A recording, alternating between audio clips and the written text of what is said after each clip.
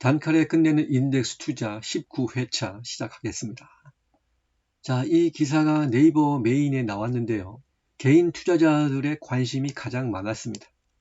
좋아요가 보니까 419회 후속 기사를 원합니다. 이것이 28개 의견이 나왔고 댓글도 166개나 달렸습니다. 아마도 중립적인 시각과 보통 사람들의 눈높이에 맞춰서 호응이 많았던 것 같습니다. 정작 오마이뉴스 오리지널 기사에는 좋아요가 8건 있었고 페이스북에 퍼간 거는 단 2건이 있을 뿐입니다. 자, 마지막 1회가 남았는데 여기서 마칠까 생각 중입니다. 제가 전달하고자 하는 내용은 다 해드린 것 같으니까요. 아무튼 이번 회차는 주식시장의 제도에 대한 내용인데요.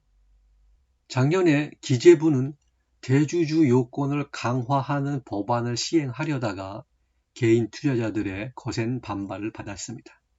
자, 국민청원회까지 올라와 24만여 명의 참여가 있었고 청와대의 답변이 이어졌습니다. 이미 여러 사람들이 이 법안의 문제점을 지적해 왔으므로 단칼이 더 이상 더할 필요는 없을 것 같아요. 다만 몇 가지 사안에 대해서는 초심자들에게 설명이 있어야 할 것 같습니다.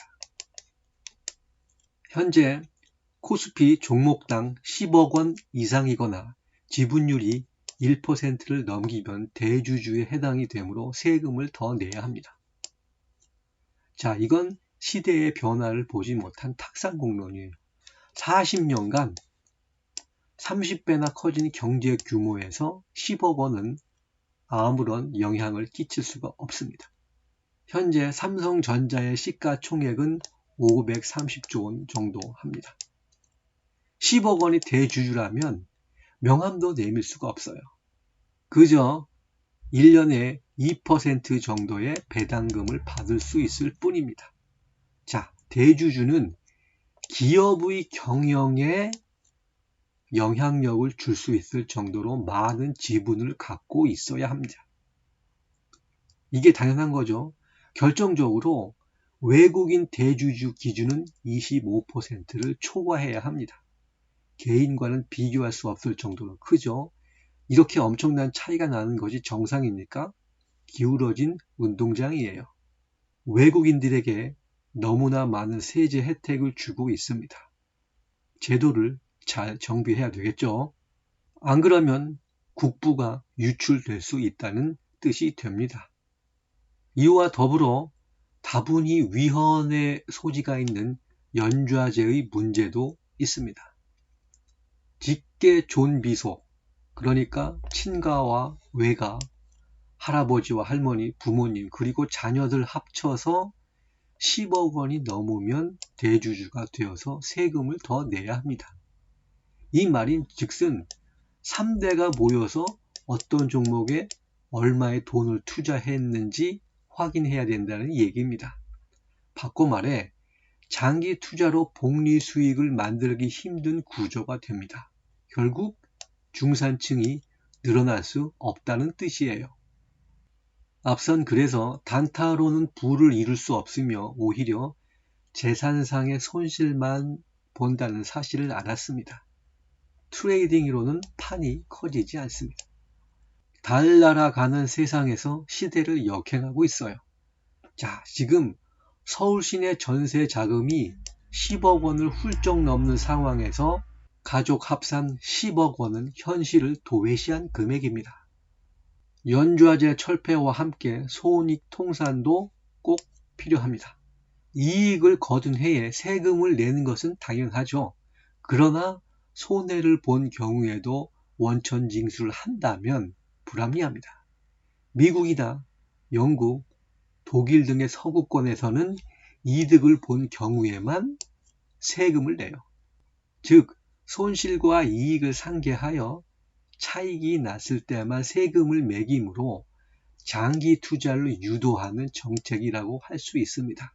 그래야 판이 커져요.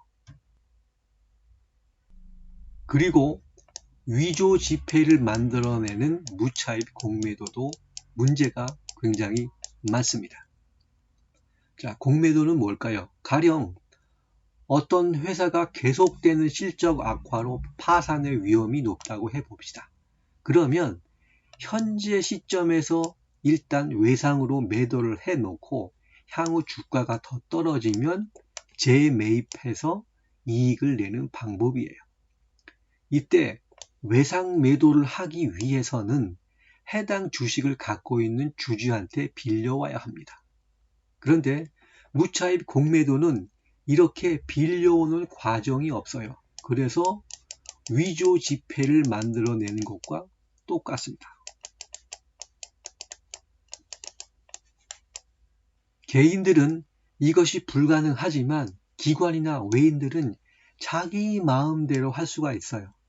이렇게 기울어진 운동장에서는 개인 투자자들이 공정한 경쟁을 할 수가 없습니다.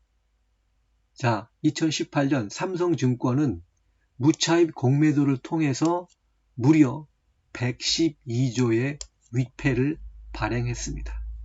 이렇게 증시를 교란했음에도 5천만원 과태료라는 솜방망이 처벌에 그쳤어요. 한두 번이 아닙니다. 이미 드러난 것만 해도 수십 차례에 걸쳐서 이루어졌어요. 외국인과 기관은 이렇게 불법 행위를 저질러 가면서 부당 이득을 챙깁니다.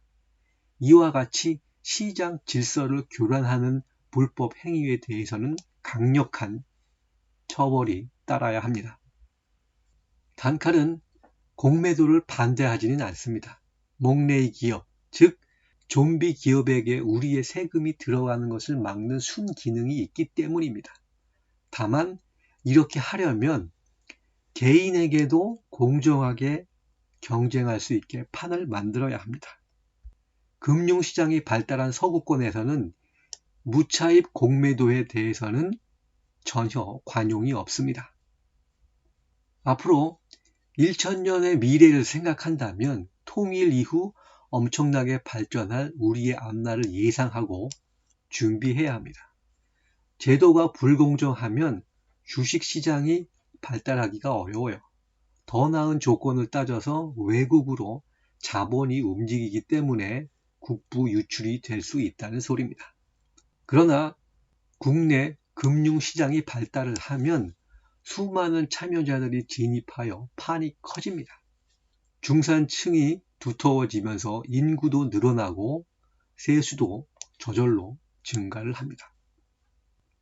정부는 사다리 걷어차기를 하지 말고 개천에서 용 나오는 시스템을 만들어야 합니다. 자, 틀만 압이라는 말을 처음 들어보실 겁니다. 당연합니다. 단칼이 고심 끝에 만들어낸 개념입니다. 틀만 압이는 법과 제도를 만들어 힘의 이동을 통제합니다. 가장 상위의 틀만 압이는 국가와 종교예요. 이들이 구축한 시스템을 계속 키워나가서 고정된 수입원을 얻습니다. 바로 우리가 내는 세금이나 혹은 헌금입니다. 틀만 아비의 하위 개념으로 마당잡이가 있습니다.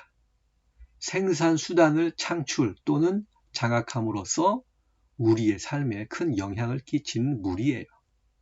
당대의 언어로 바뀌면 플랫폼입니다. 애플스토어, 소셜미디어, 통신인프라, 금융 서비스 등등등 사람들을 해당 플랫폼 안에 머물도록 하여 그 속에서 부가가치를 생산할 수 있게 합니다. 우리는 그 서비스를 이용하는 대가로 수수료와 사용료를 냅니다.